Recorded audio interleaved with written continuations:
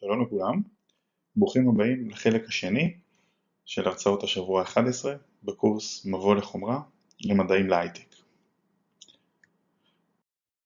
בשבוע הקודם אנחנו התחלנו לדבר על מבנה המחשב בכלליות, התחלנו לדבר על מערכי זיכרון מסוג רום, איך הם התפתחו במהלך השנים, ואמרנו שהשבוע אנחנו נמשיך עם ההתפתחות האחרונה של הזיכרון, מהסוג הזה שהוא כבר לא בדיוק רום, אלא הוא זיכרון שגם אפשר לכתוב אליו וגם אפשר לקרוא ממנו לא אין סוף פעמים אבל יחסית הרבה פעמים, וזה הבסיס ל-Solid State Drive, שזה ה-SSD, זה הזיכרון שיש לנו כרגע במחשב בתור Input-Output Memory.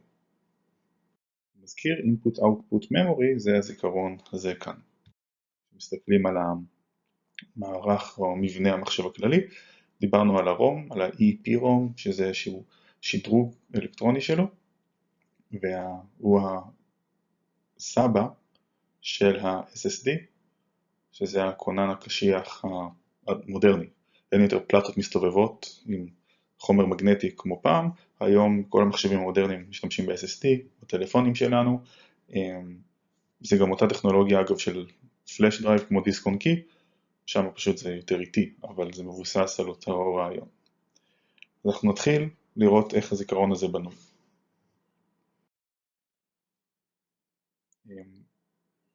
אבל בשביל להבין איך הזיכרון הזה בנוי, אנחנו קודם כל צריכים להבין מה זה טרנזיסטור. בסדר? אני מזכיר, ברום ראינו שאנחנו שומרים דברים על ידי ממש לצרוב חוטים או פערים קטנים בתוך הרכיב, וכך אנחנו מחברים שערים ושומרים איזושהי פונקציה. כאן אנחנו נשתמש בטרנזיסטור בשביל במרכאות לצרוב ולבטל את הצריבה של החוטים האלה, כאשר בגלל שאנחנו משתמשים בטרנזיסטורים אנחנו יכולים לעשות את זה בצורה אלקטרונית, לא ממש צריכים לקחת איזשהו חלק ולהלחים לצורך הדוגמה. אז אנחנו נראה מה זה טרנזיסטור. עכשיו, אני כבר אומר, טרנזיסטור זה משהו שמאוד מאוד מסובך להסביר על רגל אחת. יש קורסים שלמים על טרנזיסטורים, אנחנו נראה ממש רק את האינטואיציה, וזה ההשערה. כל הנושא של הטרנזיסטור וה-SSD זה ההשערה, אז מי שלא מעוניין לשמוע את הדברים האלה, הכל בסדר, no hard feelings כמו שאומרים, אתם מוזמנים לעבור פשוט לזמן שכתוב כאן, בסדר? בסרטון, אנחנו נסיים עם כל הנושא של SSD ונמשיך עם הרם הרגיל, שזה הנושא הבא של ההרצאה, שזה זיכרון מסוג רם. אוקיי? מי שנשאר, אז תודה. בואו נראה מה זה טרנזיסטור בצורה כללית ואיך בעזרתו מייצרים זיכרון SSD. זה טרנזיסטור מודרני בצורת אילוסטרציה. זה הרכיב הנפוץ ביותר היום בשביל לייצר שערים לוגיים, כל מערך זיכרון משתמש בטרנזיסטורים כאלה. מה זה הטרנזיסטור? אנחנו רואים פה כמה צבעים. הרעיון הוא כזה, 90% מהטרנזיסטור הוא סיליקון. החלק הכחול כאן זה סיליקון, החלקים הירוקים זה סיליקון, וגם החלקים הצהובים זה סיליקון. לפעמים גם האדום, אבל לא חייב. בסדר? עוד רגע נדבר על זה, ושני החלקים האלה זה מתכת. אז בואו נתחיל לפי הסדר לראות כל דבר מה זה, נראה איזה סוגי סיליקון יש בפנים, זה סיליקון שהוא סיליקון אבל הוא טיפה אחר, ואז נבין איך הדבר הזה עובד. אז בגדול טרנזיסטור זה מתג, זה מה שהוא עושה, אפשר בעזרתו לחבר או לנתק שני חוטים. זוכרים מה אמרנו, במקום לצרוב אנחנו משתמשים בטרנזיסטור בשביל לחבר ולנתק. הרעיון הוא שיש לנו את שני חוטים האלה, זה חוט אחד וזה החוט השני, ועל ידי הפעולה של הטרנזיסטור אני יכול להחליט האם החוטים האלה יהיו מחוברים חשמלית, זאת אומרת שאפשר להעביר חשמל זרם מחוט אחד לחוט השני, או לא. איך זה עובד? אז ככה, כמו שאמרנו, החלק הכחול זה סיליקון, החלקים הירוקים זה סיליקון, והחלקים הצהובים זה סיליקון, שימו לב שגם פה יש איזשהו חלק צהוב קטן. אז קודם כל בוא נתחיל עם החלקים הצהובים, זה הכי קל להסביר. החלקים הצהובים זה פשוט סיליקון אוקסיד, וסיליקון אוקסיד זה שם פנסי לזכוכית.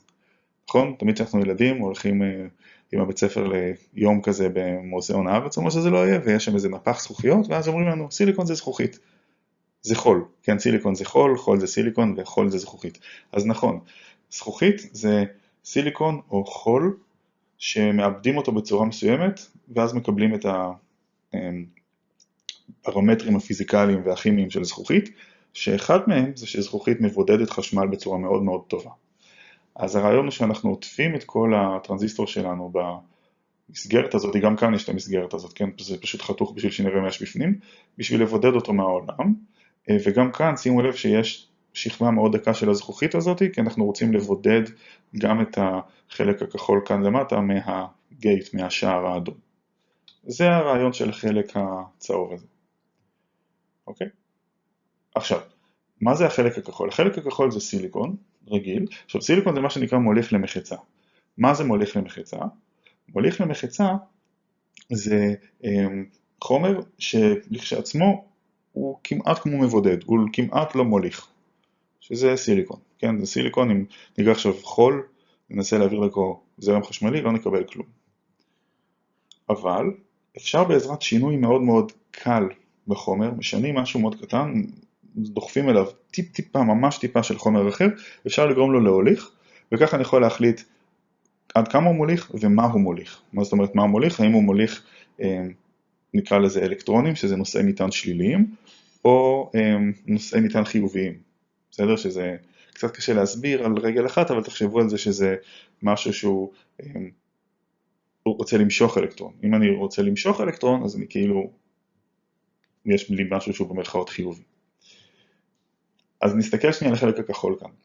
החלק הכחול כאן זה סיליקון שלוקחים ממש ממש מעט מחומר אחר ודוחפים בפנים. ממש ממש מעט, אני מתכוון, לוקחים חלקיק אחד על כל מיליון חלקיקים של סיליקון ומחליפים אותו בחומר אחר, והחומר שמחליפים כאן זה בדרך כלל בורון או גליום או אינדיום, חומרים מהמשפחה הזאת. עכשיו, מה זה נותן לנו? למה זה עוזר? כי תראו מה קורה מבחינה כימית. לסיליקון, אם זוכרים כימיה מהבית ספר, יש 4 אלקטרונים ברמה הכי גבוהה של העיגולי אלקטרונים. אנחנו יודעים מחוקי כימיה שחומר רוצה שברמה הכי גבוהה שלו יהיו 8 אלקטרונים, ככה הוא מרגיש נוח. אז כשלוקחים הרבה סיליקונים ושמים אותם אחד ליד השני, הם מסתדרים בצורה גביש מרובע כזה, וכל סיליקון משתף את 4 האלקטרונים שלו עם 4 סיליקונים אחרים שנמצאים לידו, וככה הכל בסדר, וכל סיליקון מקבל לפחות בחלק מהזמן 8 אלקטרונים, והוא מאושר, כל אטום של סיליקון. אבל אם פעם אני לוקח סיליקון ומחליף אותו נגיד בורון, אטום של בורון, לאטום של בורון יש רק 3 אלקטרונים ברמה הכי גבוהה. זה אומר שפעם יש איזה אזור שמרגיש שחסר לו אלקטרון בשביל להרגיש כמו שצריך. זה בדיוק מה שאנחנו רוצים לעשות, כי ככה מה שיקרה זה שאם מישהו יביא או יקרב אלקטרונים לתוך החלק הזה, לתוך הסיליקון, אחרי שהחלפתי מעט מאוד מהסיליקון בבורון, אז לאלקטרון יהיה לאן להיכנס, וככה אני יכול להוליך את האלקטרון. אוקיי? זה מה שנקרא P-type, זה פוזיטיב, בגלל שיש לי שם איזשהו חור שרוצה למשוך אלקטרון. אז חור זה כאילו אין אלקטרון, אז זה משהו חיובי, כי לאלקטרון יש מטען שלילי. עכשיו, מה שיש לי כאן ב-N, N-type של סיליקון, זה בדיוק אותו דבר, אבל הפוך. אני לוקח את הסיליקון, ופעם במחליף כל אחד, נגיד, שוב, כל מיליון חלקי סיליקון, אני פשוט שולף אותו ומחליף במקומו, שם חומר אחר, בדרך כלל לזרחן או ארסניק. עכשיו, לזרחן או לארסניק יש 5 אלקטרונים בשכבה הכי עליונה שלהם, זאת אומרת, כשהם מתחילים להחליף חלק מהסיליקונים פעם יש לי אלקטרון שיכול להסתובב חופשי, כי אין אף סיליקון שאומר, רגע, אני רוצה אותך בשביל להרגיש נוח עם 8. ואז יותר קל לחומר הזה לשלוח את האלקטרונים החוצה, ברגע שיש איזשהו פוטנציאל חשמלי, שזה יותר מתקרב נניח למתכת. במתכת יש המון אלקטרונים חופשיים כאלה, בגלל זה מתכת מוליכה כל כך טוב. בסדר? אז זה כל הרעיון. אז מה קורה כאן? ככה, יש לנו כאן N פלוס ו-N פלוס, זה שני חומרים האלה, שאנחנו יודעים שיש להם אלקטרונים שהם יכולים להתחיל להוליך אותם, אם מישהו יזרים שם איזשהו זרם. כי יש אלקטרונים חופשיים, בגלל שהחלפנו טיפה מהסיליקון בזרחן או בארסניק, לדוגמה. כאן יש חומר שרוצה לקבל אלקטרונים, כן? הוא רוצה למשוך אלקטרונים אם הוא יוכל, בגלל שיש לו חורים, חסרים לו אלקטרונים בשביל שהסיליקון ירגיש טוב עם עצמו. וכאן נכנס החלק האדום. החלק האדום הוא בדרך כלל מתכת, בגלל זה קוראים לטרנזיסטור הזה MOS, MOS, שזה מטל אוקסיד סיליקון. כי אם מסתכלים כאן יש לנו מטל, שזה הגייט, השער, הזכוכית פה הצהוב, שזה סיליקון אוקסיד, אמרנו זה זכוכית, ופה למטה סיליקון. עכשיו למה אמרתי שהגייט הוא בדרך כלל מתכת? כי לפעמים אפשר לשים את הגייט גם סוג של סיליקון שהוא מוליך מאוד טוב, במקום להחליף מתכת זה משהו בייצור, אבל עדיין השיטות הקלאסיות זה מתכת, תתייחסו לאדום בתור מתכת. אז מה הרעיון? הרעיון הוא כזה, אם עכשיו אני לוקח את המתכת הזאת, ואני שם בה מתח נמוך. אנחנו יודעים שמתח נמוך דוחה אלקטרונים, אלקטרונים אוהבים להגיע לפוטנציאל גבוה, אם מישהו מכיר את זה או זוכר משיעורי חשמל בבית ספר, אלקטרונים אוהבים להגיע מאזור של פוטנציאל מתח נמוך למתח גבוה, הם נמשכים אל פלוס, כן, ומתח גבוה זה פלוס, זה מטען חיובי. אז אם אני שם כאן מתח נמוך, אני מייצר כאן איזושהי בועה כזאת, ואני לא נותן לאלקטרונים לעבור, ואז יפה מאוד שהחומר הזה רוצה להעביר אלקטרונים, יפה מאוד שהחומר הזה גם יכול להעביר אלקטרונים, אם אני מחבר את שני החוטים האלה, והחומר הזה יכול לקבל אלקטרונים ולמשוך אותם הלאה, שום דבר לא יקרה, בגלל שיש לי כמו איזושהי בועה שחוסמת את האלקטרונים להגיע מכאן לכאן, בגלל שיש לי כאן מתח נמוך בשער, בגייט, שזה מה ששולט על הטרנזיסטור. אבל אם בגייט הזה אני שם מתח שהוא גבוה, מתח חיובי, נגיד 5 וולט, במקום 0, אז תהיה לי אפשרות שהאלקטרונים מפה פשוט יוכלו עכשיו, לא יהיה שום דבר שידחה אותם, כן? יש גם תמיד טיפה אלקטרונים פה בפנים שבכל זאת כן טיפה יעלו למעלה ויעזרו לי לעשות את זה אפילו, ואז אני כן אוכל לחבר, זאת אומרת אוכל, מה שיקרה זה שיהיה חיבור, קוראים לזה תעלה, בין הירוק הזה, החומר הירוק הזה, החומר הירוק השני, ואני אוכל להעביר זרם מחוט אחד לכאן, הוא יעבור לכאן ויעבור לצד השני. זה בגדול הרעיון בצורה מאוד מאוד מאוד מאוד כללית. ברגע שיהיה לי מתח נמוך על השער, נגיד 0, כן? יהיה נתק בין החוט הזה לחוט השני. אבל אם אני אשים כאן מתח גבוה, נגיד 1 לוגי, אז החוט הזה יחובר לחוט השני ואני אוכל להזרים כאן זרם חשמלי. בסדר? זה הרעיון של טרנזיסטור. עכשיו, אפשר להכין את אותו טרנזיסטור, הטרנזיסטור כזה נקרא אגב NMOS, N בגלל שהוא נגטיב מטל אוקסיד סיליקון, נגטיב כי אנחנו מעבירים אלקטרונים. אפשר לעשות את אותו דבר הפוך, זאת אומרת שהירוק, החלק הירוק יהיה פה במקום כחול, והכחול יהיה במקום הירוק, ואז יהיה טרנזיסטור שאוהב להעביר מטענים, כאשר המתח פה הוא הפוך, ב-0 הוא יקצר את החוטים האלה, וב-1 הוא ינתק אותם. פשוט הופך את כל הפעולה. זה נקרא PMOS, פוזיטיב מטל אוקסייד סיליקון. זה הרעיון של טרנזיסטורים. עכשיו, בעזרת הטרנזיסטורים האלה אפשר לעשות הכל. שוב, בשביל ההשערה, בואו נראה איך אפשר לייצר על ידי שני טרנזיסטורים כאלה, אחד PMOS ואחד NMOS, שער נוט פשוט. אוקיי, אז בואו נתחיל. זאת תוכנת iCircuit. אני אתחיל לסמן את הגראונד, אדמה, ככה מסמנים 0 בתוכנת סימולציה. בסדר? ואני מזכיר ירוק זה 1 לוגי, 5 וולט, במקרה שלנו זה 1 לוגי. עכשיו, אני צריך שני טרנזיסטורים, טרנזיסטור מסוג N, ראינו את זה, זה טרנזיסטור שכשאני מכניס לגייט שלו מתח גבוה, הוא עושה קצר בין החוטים שלו, ולמעלה אני שם טרנזיסטור הפוך, שקוראים לו P, כשיש מתח נמוך בשער שלו, אז הוא מחבר את שני חוטים שלו, למעלה למטה. אני מסתחק טיפת המעגל רק שיהיה סימטרי ויפה, אבל הרעיון הוא שיש לי שני טרנזיסטורים, למעלה העליון P, התחתון N, שהם מחברים לי חוט מ-1 לוגי ל-0 לוגי. לכניסה של הטרנזיסטורים, לכניסת שליטה, מה שקראנו לו הגייט, אני מחבר את הכניסה למהפך, ואת החוט בין שני הטרנזיסטורים אני מגדיר בתור המוצא. עכשיו אני שם פה מטר רק בשביל שנוכל לשלוט על הכניסה, על הגייט של הטרנזיסטורים, האם אני רוצה שזה יהיה 0 או 1. ואז נראה איך המערכת עובדת. 0 ו-1 לוגי. אוקיי? אז שימו לב, בואו נראה את הכניסה והמוצא. צהוב זה הכניסה, ירוק Y זה המוצא. כרגע יש 1 בכניסה ו-0 במוצא. מזכיר, ירוק זה 1, אפור זה 0 בתוכנה, והכל בסדר. טיפה משחק עם הצירים שיהיה לנו נוח. אוקיי. תראו מה קורה כשאני מעביר את הכניסה ל-0. מה שקורה זה שהמוצא משתנה ל-1. למה? כשיש לי 0 בכניסה, עכשיו יש לי 1 בכניסה וזה יתהפך חזרה. למה זה קורה? כשיש לי 0 בכניסה, לדוגמה כאן, אז הטרנזיסטור העליון מוליך, הוא מקבל מתח נמוך לשער שלו, זה טרנזיסטור P שאמרנו, והוא מוליך, הטרנזיסטור התחתון קטוע.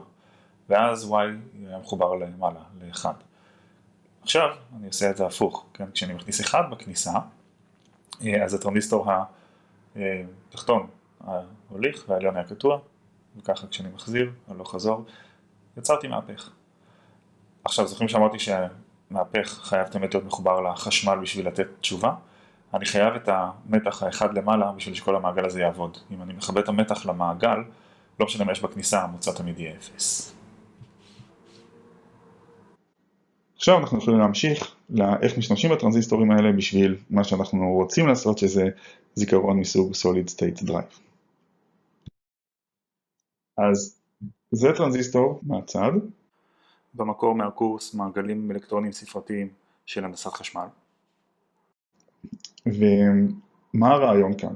שימו לב, על פניו זה נראה מאוד דומה לטרנזיסטור שראינו לפני רגע, אבל יש כאן בתוך הזכוכית עוד איזשהו חלק של סיליקון, שגם את הסיליקון הזה יודעים שהוא מוליך. זאת אומרת, שמים בו N, זאת אומרת, הופכים אותו ל-N. אז מה קורה כאן? מה שעכשיו אפשר לעשות, זה את הדבר הבא. החלק העליון מחובר לגייט, זה החלק האדום שראינו. אם אבל מישהו לוקח את הגייט ונותן מתח מאוד מאוד גבוה, הרבה יותר גבוה מה-1 רגיל, אלא נקרא לזה 1++, 1 לוגי פלוס, לא רק שהוא יגרום לאלקטרונים פה לעבור מה-N הזה, זה היה ירוק, מהחלק הזה לחלק השני, חלק מהאלקטרונים ירגישו כל כך משיכה מהפלוס שהם יקפצו לכאן, תהליך פיזיקלי שקוראים לו מנהור, אגב, אבל הם יקפצו לכאן, הם יכולים לעבור דרך הזכוכית, כי המרחק פה יחסית קטן, ויתקעו פה. ואז, מה שיקרה זה שאם אני מוריד עכשיו את המתח מכאן, יישארו לי כאן אלקטרונים. ובפעם הבאה שאני ארצה, אם אני אשים פה עכשיו מתח שהוא 1 לוגי רגיל, בגלל שכאן יש לי אלקטרונים, ואלקטרונים, אני מזכיר לכם, הם טעונים שלילית, זאת אומרת יש לי כאן פוטנציאל שלילי, הוא יתקזז עם הפוטנציאל החיובי האחד הרגיל שאני שם כאן, וזה עדיין לא יגרום לטרנזיסטור להוליך. אז יצרתי טרנזיסטור שגם אם אני שם פה 1 לוגי, הוא לא יוליך בכלל. כן, אי אפשר יהיה עדיין להעביר חשמל מהשני הרכיבים האלה, מהירוקים. אבל אם אני רוצה לבטל את זה, אז אני יכול לשים פה מתח שהוא מאוד מאוד שלילי. כשאני שם פה מתח שלילי, אז אני שם פוטנציאל שלילי. פוטנציאל שלילי דוחה אלקטרונים, כי הם שליליים והם לא אוהבים שליליים, נכון? שלילי דוחה שלילי. אז האלקטרונים שיש פה פשוט בום, יידחו ויקפצו חזרה למטה, ייעלמו, ואז בפעם הבאה שאני אחבר מתח אחד רגיל, בגלל שאין לי כאן כלום, אז זה לא ישפיע, וכן אני אוכל להוליך דרך הטרנזיסטור הזה. אז אני אייצר טרנזיסטור שיש בו שתי רמות. זה איזשהו מתח שאני שם על הגייט הזה, כן? עכשיו, וזה הזרם שאני מצליח להעביר, זה העוצמת זרם שאני מצליח להעביר בין שני הירוקים כאן, שכאן הם אפורים, בסדר. אם לא ביצעתי את הפעולה הזאת מקודם, או אם כן ביצעתי את הפעולה הזאת של לשים פה אלקטרונים או לא לשים פה אלקטרונים, זה גורם לכך שבשלב מסוים, ממתח מסוים, אני לא אצליח להעביר אלקטרונים כאן, או זרם, אבל ממתח מספיק גבוה אני כן אצליח. שוב, הכל תלוי אם יש כאן אלקטרונים או אין כאן אלקטרונים. וככה מתכנתים כל רכיב קטן בתוך הזיכרון SSD הזה, כל טרנזיסטור כזה אני יכול לשלוט עליו, זה בעצם ה-SSD הזה, זה המון טרנזיסטורים כאלה, ואני יכול לשלוט על כל טרנזיסטור, האם הוא נמצא במצב כזה, זאת אומרת שכבר במתח נמוך אני אצליח להעביר זרם, שזה אומר שאין כאן כלום, או שדחפתי לפה אלקטרונים, ואז אני צריך לתת מתח יותר גבוה בשביל להתאמץ ולהתחיל להזרים פה זרם רק כשהמתח הוא יותר גבוה. ואם אני אשם מתח עוד יותר גבוה, בסדר, אז אני מצליח להוליך זרם. אז מה שעושים זה, מתכננים את זה ככה שיש באמצע איזשהו חתך מסוים, שבמתח מסוים, כן, שאני מחבר לפה, שזה נגיד האחד לוגי של המערכת, אם לא שמתי לפני בטרנזיסטור הזה כאן, בתוך השאר הזה אלקטרונים, אז אני אקבל זרם והכל טוב ויפה. אבל אם כן שמתי פה אלקטרונים, אז האחד לוגי הרגיל שלי לא יספיק עדיין לקבל זרם ואני לא אקבל כלום, כי רק פה אני אתחיל לקבל זרם, אני צריך מתח יותר גבוה שאני לא מגיע אליו. וככה אפשר לקחת איזשהו רכיב, ועשינו בדיוק אותו דבר כמו עם צריבה, תחשבו על זה. עשיתי משהו לרכיב הזה מבחינה אלקטרונית, כימית, פיזיקלית, לא משנה איך שנסתכל על זה, תכנתתי את הטרנזיסטור, או שיש כאן אלקטרונים, או שאין כאן אלקטרונים. ואז בפעם אחת, אם אני נותן אחד לוגי, אני רואה ששני החוטים האלה, שני האפורים האלה, מקוצרים, קיצרתי אותם, כמו שעשיתי פעם קודמת, אבל אם אין שם אלקטרונים, סליחה, אם יש שם אלקטרונים מקוצרים, אם אין שם אלקטרונים הם מקוצרים, אם יש שם אלקטרונים הם עדיין לא מקוצרים, הם נתק. זה בדיוק אותו דבר כמו לצרוב, רק שכאן אני יכול על ידי משחק עם המתח יותר גבוה ויותר נמוך, שהוא מעל 1 לוגי רגיל או מתחת ל-0 לוגי רגיל, לשלוט ולתכנת את הטרנזיסטור הזה, וכל פעם במרכאות לבצע את הצריבה ולמחוק אותה. עכשיו גם כאן אמרנו שיש איזושהי מגבלה, וזה נכון, כי כשהאלקטרונים קופצים פה למעלה, הם כן עושים איזשהו נזק לזכוכית כאן, ומדי פעם הם גם נתקעים בפנים, ואז זה גורם לשחיקה של החומר. ובאמת ב-SSD מודרניים, כל טרנזיסטור כזה אפשר לכתוב עליו בערך כמה אלפי פעמים. 5,000, ביותר חדישים אפשר 10,000 פעמים. יש כבר טכנולוגיות שמתחילות לתת יותר, גם 100,000, אבל רוב ה-SSDים שלנו הם עדיין על כמה אלפי פעמים.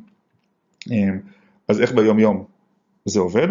יש בתוך הרכיבים האלה, אתם רואים, יש פה ממש שבבים, שזה מעבדים קטנים, שהם זוכרים איפה כתבתי, על איזה חלקים פה כתבתי, והם מוודאים שהכתיבה תהיה אחידה, שלא יהיה איזה טרנזיסטור אחד שכל הזמן משתמשים בו, ואז הוא יישחק וידופק, אלא עושים את זה בצורה שהיא יותר אחידה על כל ה-SSD, ואז ביום יום זה במרכאות השחיקה הזאת נמרחת, ול-SSD יש אורך חיים של כמה שנים.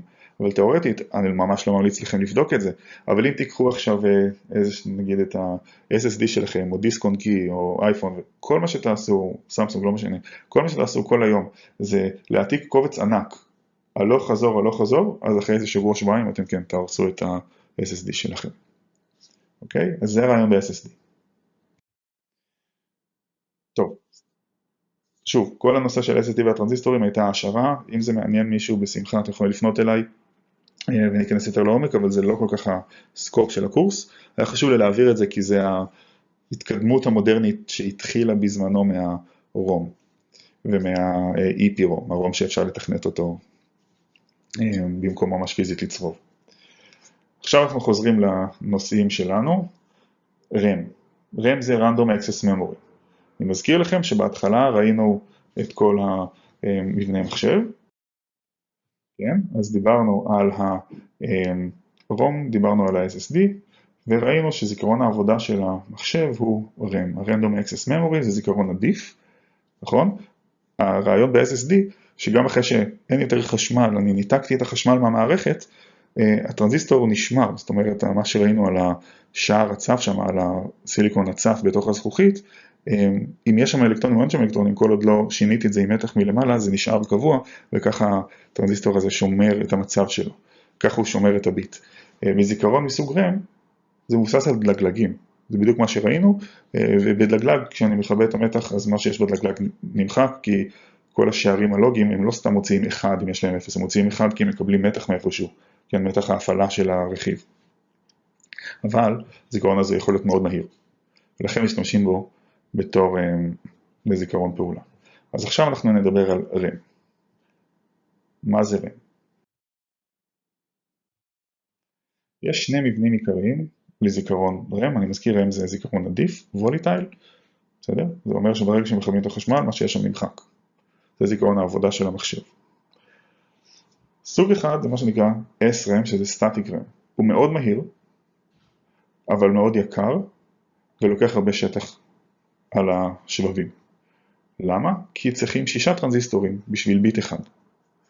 לכן משתמשים בו בדרך כלל רק ממש בתוך המעבד, לרגיסטרים של תוך המעבד, אנחנו נראה את זה בשבוע הבא כשנדבר על מבנה המעבד. היום כבר לא משתמשים בו לדברים שהם לא בתוך המעבד ממש, וגם בתוך המעבד ממש לא תמיד, אלא רק ממש הכי קרוב לליבת עיבוד של המעבד. הוא מאוד מהיר, בסדר? אבל הוא מאוד יקר מבחינת רכיבים ושטח. שיטה אחרת זה מה שנקרא DRAM, שזה Dynamic RAM, הוא הרבה יותר איטי, אבל בשבילו צריך רק טרנזיסטור אחד. אנחנו נתחיל עכשיו לדבר על ה-Static RAM עם 6 טרנזיסטורים, ואז נראה איך מייצרים מה שאפשר לעשות עם 6 טרנזיסטורים, בסך הכל עם טרנזיסטור בודד. בואו נראה. בכלליות, לעבוד עם RAM זה משהו שמאוד מסובך, ואנחנו לא באמת עובדים כאן עם RAM בקורס, אנחנו לא נכתוב ל-RAM או דברים כאלה, אנחנו רק נראה איך זה בנוי. אם אני רוצה לדוגמה לקרוא או לכתוב מ-RAM במציאות, זה מה שצריכים לעשות. אלה הדפי נתונים של רכיב RAM כלשהו, שסתם לקחתי בשביל להראות דוגמה. לדוגמה, לכתוב ל-RAM, אני צריך קודם כל שהכתובות של הזיכרון, זוכרים מה שמכניסים לדיקודר, של הכתובות של המילה שלי, יגיעו בזמן מסוים לערך הנכון. ואז אני צריך לחכות זמן מסוים ולהפוך את הצ'יפ ל-enable, זה ה-T-Setup, זוכרים? אני צריך שיהיה T-Setup לפני שהצ'יפ מתחיל לעבוד. ואז מחכים, ה-enable זה בדרך כלל נגיד השעון, כן, או את השעון או משהו כזה. ואז מגיע ה-write enable, שה-write enable זה אומר, תעביר את הרכיב שלך עכשיו לסטטוס של לכתוב ולא לקרוא. ואז זה הדאטה, זה כל האינפוטים, זה ממש האינפורמציה שאני מכניס לתוך הרכיב ומחכים עוד זמן מסוים שהוא יתאפס ואז קורא אותם. ולקרוא זה הפוך, כן? אני צריך שהכתובות יגיעו, אני עדיין צריך לעשות את ה-enable לצ'יפ, אבל אני צריך לעשות output enable, שזה לקרוא מה שיש בפנים הרכיב. ואז אני מחכה, ואז מה שיש בדאטה יוצא החוצה. זה נורא מסורבל, אפשר לבלות על זה שעות, זה לא כל כך חשוב לנו, אבל אני רק רוצה להראות ש-RAM לכשעצמו זה מאוד מסובך. מה שאנחנו לומדים כאן זה ממש רק את הבסיס, בסדר? אבל אנחנו נדע את הקונספט של איך ה-RAM עובד. זה מה שאנחנו צריכים לצאת ממנו מהשיעור הזה. אוקיי, אז ככה נראה רכיב RAM יחסית ישן, זה רק 8 קילובייט, ויש לנו 8 ביט בכל מילה. זאת אומרת, סך הכל 64 קילובייט. לצורך העניין, המחשב שלי כרגע 64 ג'יגבייט, שזה פי 1000 כפול 1000, כן, פי מיליון ממה שיש פה. זיכרון עבודה. אוקיי? אבל כמו שאמרנו בעל פה, אם אני רוצה רק לראות איך אני מתייחס לזיכרון הזה, נגיד לקרוא לכתוב, צריכים לוודא שהכתובות יגיעו לדיקודר, מהדיקודר הכתובות יגיעו לכאן, הדיקודר פה אגב בפנים כבר. כן, בתוך הרכיב הזה יש לי כבר את הדיקודר, אני מכניס את הכתובות עצמן ממש. בסדר? שהכתובת של המילה הספציפית שאני רוצה עכשיו לקרוא לכתוב תגיע, לוודא שהכניסות של הדאטה שלי, שזה המוצאים, יהיו מחוברים או למוצא או לכניסה אם אני רוצה לכתוב או לקרוא, להגדיר האם אני כותב או קורא, ואז להפעיל את הזיכרון כשהשעון מגיע, והפעולה תתבצע. וכל זה קורה היום במחשבים המודרניים שלנו, משהו כמו 3,000 פעמים כל שנייה, תחשבו על זה, המון, 3,000 פעמים כל שנייה זה קורה. אוקיי. אז אני מזכיר, כן? זה מערך מבנה הזיכרון הכללי, זה הדיקודר שנמצא בתוך הרכיב, ואלה הכתובות ה-A1 עד ה-A, זה הכתובות של המילים שלנו. לכל מילה יש לנו מספר מסוים של ביטים, כן? במקרים של המחשבים המודרניים זה 64 ביט עבור זיכרון העבודה. כרטיסי מסך, כרטיסים גרפיים עובדים עם יותר, 128, 256 בדרך כלל, במחשבים המודרניים. סנס אמפליפייר, דיברנו על זה קצת, אבל זה לא כל כך חשוב, זה רק גורם שאם יש שינוי קטן אני כבר יודע מה קורה. וכאן יש לי את כמו מולטיפלקסר, אבל שהוא גם יכול לחבר שני הכיוונים, את המוצא לכניסות, את הכניסות למוצאים, תלוי בכתובת, ככה אני שולט על כל תא בנפרד. כל זה דיברנו בפעם הקודמת, אם מישהו רוצה להתרענן. אז עכשיו אני מדבר על תא בודד כאן. בסדר? תא בודד כאן, זה תא ששומר לי ביט אחד, והדבר הזה הוא הדגלג, ולדבר הזה אנחנו אומרים שהוא בנוי מ6 טרנזיסטורים. אז למה 6 טרנזיסטורים? ככה הוא נראה. יש לי כאן שני מהפכים, כל מהפך אפשר לבנות על ידי שני טרנזיסטורים, בסדר? תאמינו לי, אם אתם רוצים זה מופיע בהשערה שאמרנו שמי שלא רוצה מוזמן לקפוץ קדימה, שם אנחנו בונים מהפך על ידי שני טרנזיסטורים, כל מהפך בונים על ידי שני טרנזיסטורים, בסדר? וזה, שימו לב, זה לאץ', נכון? זה ממש לאץ' עם שני מהפכים. ראינו לדוגמה שב-SR לאץ' אני פשוט הופך את המהפך הזה ל-SR ויש לי פה עוד כניסה לנור, ויש לי כאן עוד כניסה, גם זה לנור, ואז יש לי SR. כרגע זה פשוט לאץ'. כאן יש לי שני ביט ליינים, כן? ביט ליינים זה ביט ליין, אנחנו ראינו לפני רגע ביט ליין אחד, אבל אנחנו מניחים שיש לנו תמיד ביט ליין כפול. לא מציירים בדרך כלל את השני, אבל יש לנו שני ביט ליינים, עוד רגע נראה למה. והוורד ליין זה החוט שמגיע מהדיקודר. בסדר? אני מכניס לדיקודר כתובות, ואם המילה הזאת, הסל הזה, התא זיכרון הזה נמצא במילה שכרגע אני רוצה לפנות אליה, אז הוורד ליין של התא הזה יעלה ל-1, ורק אז כל שאר הפעמים הוא 0. שימו לב ששני אלה הם טרנזיסטורים, בסדר? זאת אומרת, ברגע שהוורד ליין הוא 1, לוגי הטרנזיסטור הזה נפתח ומקצר את הביט ליין הזה לכאן, והטרנזיסטור הזה נפתח להולכה ומקצר את הביט ליין הזה לכאן. זה המבנה, אוקיי? אז יש לנו 6 טרנזיסטורים, 4 בתוך הלאץ', 1, 2 למהפך הראשון, 1, 2 למהפך השני, וטרנזיסטור אחד, עוד אחד כאן ועוד אחד כאן. איך משתמשים בזה בשביל לרשום או לכתוב? זאת אומרת, לרשום או לכתוב, לכתוב או לקרוא אינפורמציה. אז בואו נתחיל עם כתיבה. כן, אז ככה, כל סל במערך זיכרון הזה, הוא נראה ככה, ולמרות שמצויר פה רק ביט ליין אחד, אני מזכיר, יש תמיד 2. תמיד הולכים 2, גם יוצאים לי תמיד 2. אז ככה, זה מה שנהוג. איך אני כותב לזיכרון הזה? אני כותב לזיכרון הזה בצורה הבאה. נגיד שאני רוצה עכשיו לכתוב, אני מגדיר, כן, האם, שוב, מה היה ה-Q שלי, שזה כאן או כאן, כן, כי שימו לב שהביט ליין תמיד יהיה, אם אחד הוא 1, אז השני יהיה 0, כי זה מחובר למוצא, נגיד Q, אז המוצא השני של המהפך, כשהמוצא של המהפך השני, זה יהיה ה-Q גם, אז אני מחליט, זה לא כך משנה, נגיד אני מחליט שהביט ליין הזה זה ה-Q שלי, בסדר? זה בדיוק כמו בלגלג, שיש לנו תמיד שתי יציאות, אני מחליט איזה. נגיד אני רוצה עכשיו לכתוב 1, מה אני עושה? אני לוקח את הביט ליין שלי שאני רוצה שיהיה שם 1 ואני מחבר אותו ל-1, עוד רגע נראה מה זה חזק, ל-1 חזק. את הביט ליין השני אני מחבר ל-0 חזק, עוד שנייה נראה מה זה חזק, בסדר? אבל כרגע אני מחבר אותו ל-1, את הביט ליין השני ל-0, ואז אני מוודא שהכתובת של מגיעה לדיקודר, לרואו דיקודר היא כזאת שהמילה הזאת נפתחת, לקריאה או כתיבה, זאת אומרת הוורד ליין הספציפי הזה הופך להיות 1, הטרנזיסטור הזה הופך להיות קצר, הטרנזיסטור הזה הופך להיות קצר, ואז אני דורס, לא משנה מה יש כרגע בתוך הלאץ' הזה, ואני אומר, אתה, הפינה הזאת הוא 1, כי זה עכשיו מקוצר ל-1, והפינה הזאת כאן מקוצרת ל-0, ולכן אתה הופך להיות 0, ובום, לא משנה מה היה בלאץ' הזה, הוא הופך להיות עכשיו כזה שכאן יש לי 1, כאן יש לי 0, עכשיו אני יכול לכבות את הוורד ליין, להחזיר אותו ל-0, הטרנזיסטור הזה הופך להיות נתק, גם הטרנזיסטור הזה מתנתק, והלאץ' שומר על כאן 1 וכאן 0. ועכשיו אני אסביר מה זה 1 חזק ו-0 חזק. 1 חזק ו-0 חזק זה אומר שאני מחבר את זה למקור שהוא מספיק חזק מבחינת הזרם והיכולת שלו לתת חשמל נקרא לזה, שגם אם הדלגלג נמצא עכשיו הפוך, נגיד אם כאן יש לי 0 וכאן יש לי 1, אז האחד הזה הרבה יותר חזק, והוא יגיד, לא מעניין אותי שיש לך כאן 0. אני יותר חזק, אני דורס אותך, ואתה מעלה, זה עולה פה ל-1. בסדר? זה קצת קשה להבין, אנחנו לא קורס בהנדסת מעגלים חשמליים, אבל תחשבו על זה, נניח שכשאני מחבר את הטלפון למטען בקיר, אף פעם לא יהיה מצב שהטלפון יטעין את הקיר, תמיד הקיר יטעין את הטלפון. בסדר? אז אפשר לעשות את זה מבחינה טכנולוגית חשמלית, לוודא שאם כאן יש לי 1 וכאן 0, מה שיקרה שהאחד הזה ידרוס כאן את ה-0 ולא הפוך. זה מה שנקרא 1 חזק. אותו דבר כאן עם 0 חזק. בסדר? אם יש כאן 1 וכאן 0, לא, אז ה-0 הזה דורס את ה-1 פה ואומר, אתה עכשיו 0.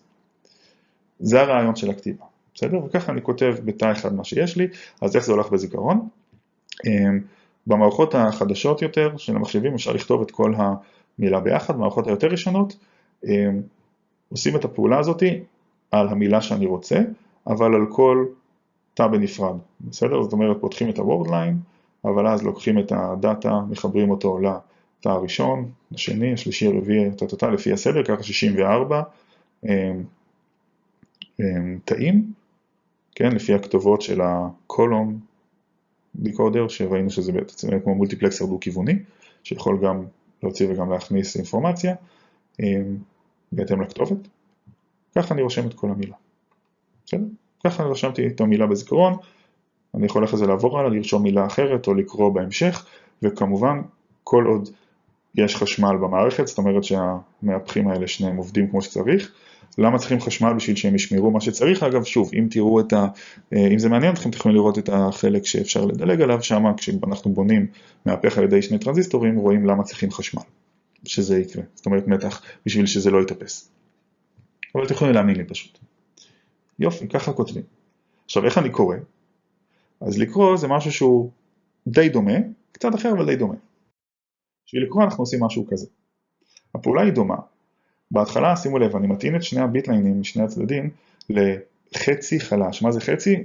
איזשהו ערך שהוא נמצא בין 0 לוגי ל-1 לוגי. זו הפעם היחידה שאנחנו נראה משהו שהוא לא באמת 0 או 1 בקורס שלנו, שהוא אנחנו תמיד עובדים ב-0 ו-1.